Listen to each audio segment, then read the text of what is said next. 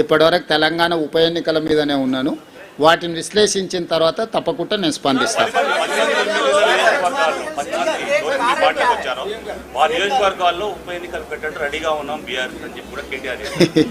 ఇక ఇప్పటి దగ్గర నేను అదే చెప్పిన, మళ్ళా అదే మాటలు మాట్లాడుతున్నాడు.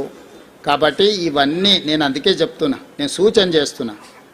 తెలంగాణ మంచి కోసం, వాళ్ళ భవిష్యత్తు కోసం ఇద్దరికి సూచన చేస్తున్నా. ఒక ఆయన అసూయ, రెండో ఆయన అహంకారాన్ని తగ్గించుకోవాలి. పాతకాలంలో చెప్పారు, కింద పడ్డా కూడా పైకాలు నాదే అన్నాడు అంటే వెనకటికోడు.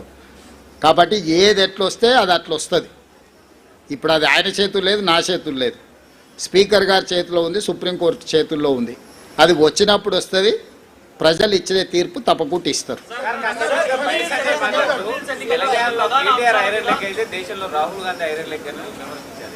అదే మొత్తం అన్ని పరిశీలించి మొత్తం కలిపి వడ్డిస్తా.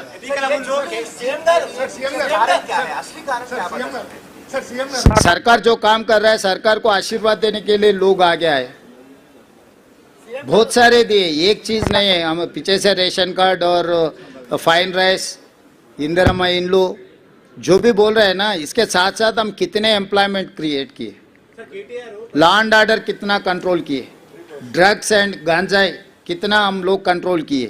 इस बार बारिश कितने आए आप देखे ना. इससे पहले 10 सेंटीमीटर बारिश है तो पूरा शहर डूबते थे. इस बार 40 सेंटीमीटर 50 सेंटीमीटर बारिश आए तो भी कोई भी एक कॉलोनी, एक बस्ती पानी में नहीं डूबा.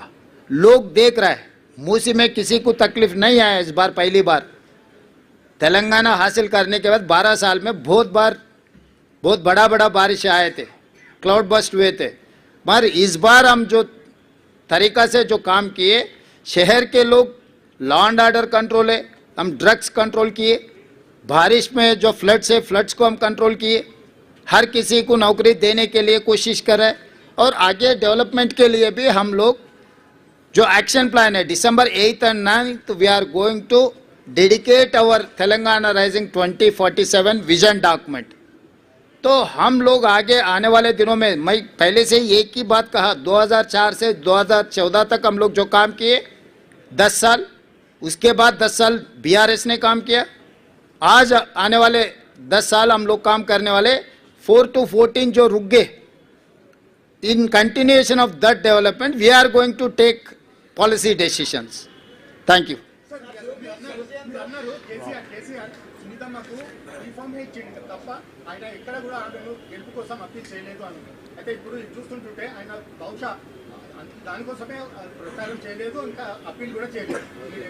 అంటే నేనేమన్నాను, ముందు నుంచి పాపం కేసీఆర్ గారిని తప్పించి ఆ కుర్చీని గుంజుకోవాలని హరీష్ కేటీఆర్ పోటీ పడుతున్నారు.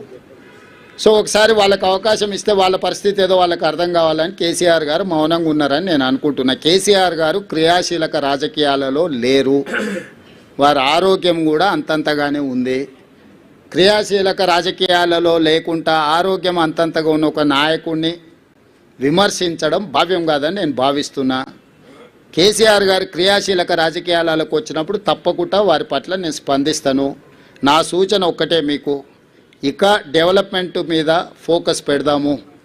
రాబోయే 2 సంవత్సరాలు ఫోకస్డ్గా మన రాష్ట్రాన్ని అభివృద్ధి చేసుకుందాము, సంక్షేమ పథకాలు అమలు చేద్దాము, రాష్ట్ర ఆదాయాన్ని పెంచుకుందాము, వనరులను సమకూర్చుకుందాము, అభివృద్ధికి సహకరించండి అని ప్రధాన ప్రతిపక్షం హరీష్ కేటీఆర్కి చెప్తున్నా. కేంద్రం నుంచి నిధుల కోసం సహకరించమని కిషన్ రెడ్డి గారికి చెప్తున్నా. మనమందరం కష్టపడతాం, మీరు కూడా ఈ కష్టాన్ని గుర్తించి ప్రజలకు చెప్పండి అని మీకు కూడా విజ్ఞప్తి చేస్తున్నా. అంతే తప్ప ఇంకా రాజకీయ విమర్శలకు తావు లేదు, అవసరం లేదు. రేపు 17th క్యాబినెట్లో అవన్నీ డిస్కషన్ జరుగుతాయి. 17 తారీఖు రోజు క్యాబినెట్ సమావేశం ఉన్నది. క్యాబినెట్ సమావేశంలో మంత్రులందరి సూచనలు తీసుకున్న తర్వాత స్థానిక సంస్థల ఎన్నికలకు సంబంధించి ఉన్న పరిణామాలు, న్యాయస్థానాల్లో ఉన్న అంశాలను వీటన్నిటిని పరిగణలోకి తీసుకున్న తర్వాత ఒక నిర్ణయానికి వస్తాం. Thank you.